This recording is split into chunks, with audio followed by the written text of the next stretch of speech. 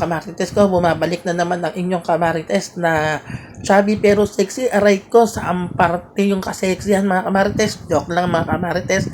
Ito na po, itutuloy ko na pinaputol kong vlog mga kamarites kasi sobrang haba po ng aking vlog mga kamarites. Kailangan natin siyang ikat mga kamarites. Andito na nga po pala tayo sa kahabaan ng Divisoria mga kamarites. Ayan po, tumawid po ako mga kamarites. Nadaan ako po si nanay na ang init-init po mga kamarites, kaya kahit po maliit na halaga, naabutan ko po si nanay mga kamarites.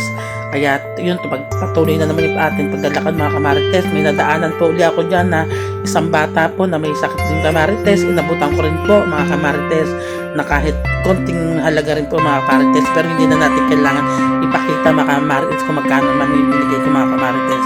Mahalaga nakapag-abot tayo mga kamarites. Ayan po, tumatawid na po tayo sa may kahabaan na 168 mga kamarites. Pero lilipat din po kami ng 1999 mga kamarites. Ayan na po mga kamarites. Nandito po tayo sa mga bilihan ng chocolate na mura mga kamarites. Patingin-tingin ako dyan. May hinahanap po kasi ako mga kamarites. Wala po dito sa pinuntahan namin, kaya naghanap pa po ako noon mga kamarites. May nakita nga po ako dyan mga kamarites, noodles, yung Japan po yung noodles na yan.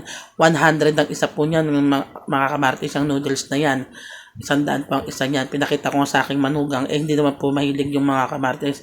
Andito po, kumain muna tayo dito sa 999 mga kamarites. Andito na po kami sa 999. Ayan po mga kamarites, bumili ako dito ng mga platito, baso mga kamarites. Dadalhin ko nga po sa Leyte, at saka yung mga garbage bag mga kamarites.